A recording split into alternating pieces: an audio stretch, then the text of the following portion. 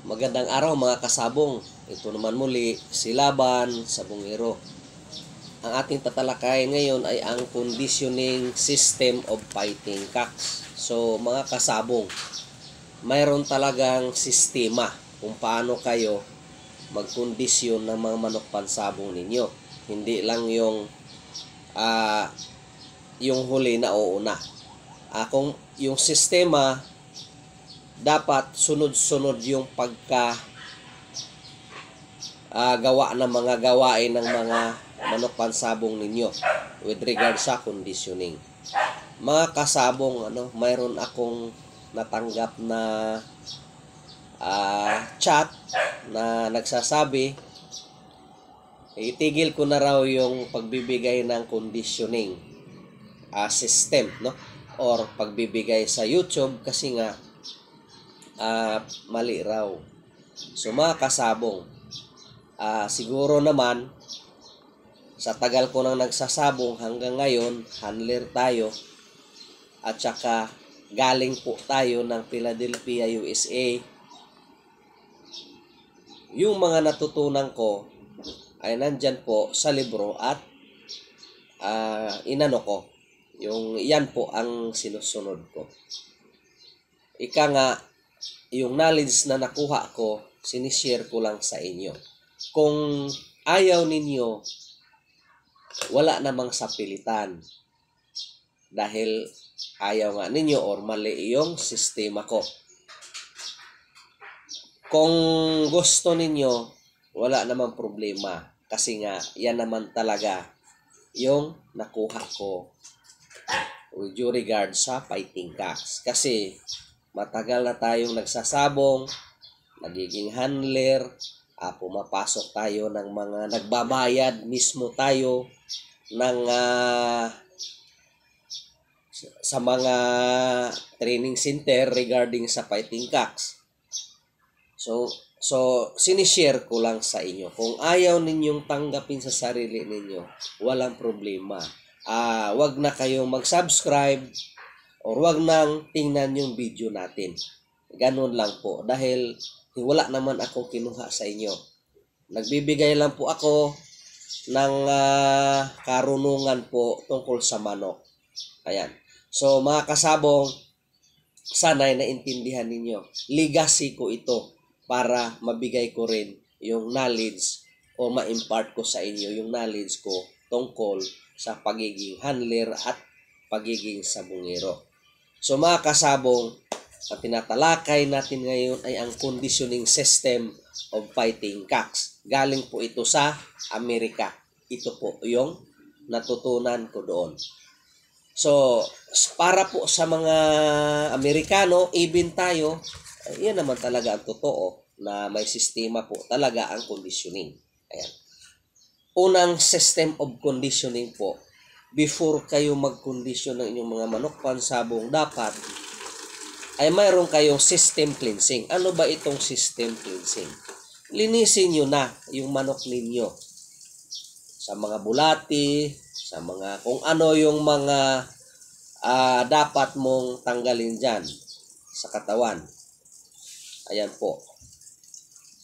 Kailangan mo nang linisin ang system ng inyong manok pansabong doon pa lang sa preconditioning.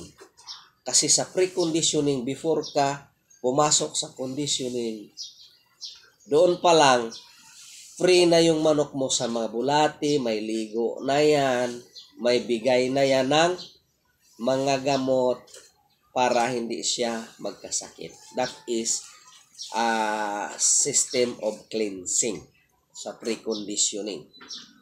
So, when you start your conditioning, sa una pa lang, pangalawa yun physical and mental training. Ano ba itong physical and mental training pag ninyo ng conditioning? Ito po yung sa day 1 hanggang 17 days. Ito po yung training niya na pakaskas, palipat-lipat ng mga lugar, magkaroon kayo ng pailaw, scratch pin, palakad sa may ilaw paggabi, may catch kayo, and then spar. Mangyayari yan sa D1 hanggang 17 po, mga kasabong. That is the physical and mental training. Ayan po. So, pangatlo mga kasabong, ito po yung keeping and carbo loading. Sa pangatlo, keeping and carbo loading. Kailan ba nangyayari ang keeping and carbo loading? Sa day 18 at saka sa 20. That is 3 days ang keeping. Ano ang keeping? Ito po yung pag-akyat ng manok ninyo sa kulungan na itatago nyo na para makapahinga. Kasama na po yan ang carbo loading. Keeping and carbo loading po yan. Ang carbo loading, mataas ang ibibigayin mo na carbohydrates sa inyong manok pansabong kaysa doon sa high protein power pellets. Para pagdating sa labanan, lalabas yung enerhiya. Ayan, na tinatawag nila na glycogen. Ayan. So, pang-apat po mga kasabong, punta kayo sa quinting. Kailan mangyayari ang quinting? Sa D21. Ayan, sa D21 or araw ng laban. Doon sa quinting, i-observe mo ang kanyang moisture, ang kanyang ipot, ang kanyang kilos ng manok upang masiguro na sharp at focus ito sa laban. Yan po ang pointing. Nangyayari po yan sa araw ng laban. Again mga kasabong, ang pagkukondisyon ng manok ay mayroong sistema, hindi iyong pahaka-haka at istorya. Conditioning system of fighting cocks. Una, mangyayari ang system cleansing sa before the day of the conditioning, that is preconditioning. Pangalawa, the day of conditioning hanggang sa 17 days, that is a physical and mental training. May pakaskas, spar, palakad, catchcock, pailaw, rotation. Number 3, keeping and carbo loading. Mangyayari yan sa day 18 to 20. Yan ang blackout day or rest, that is 72 hours. Ayan po. At saka magbigay ka na dyan ng carbo loading. Ayan. And then pang-apat po mga kasabong, pointing, day of the fight, at least sa araw po ng laban, makikita mo na sharp ang manok ninyo. Titingnan mo ang moisture ng inyong manok, ipot, kilos ng manok, upang masiguro na sharp yung manok ninyo. Sharp, focus po sa laban. Ayan po.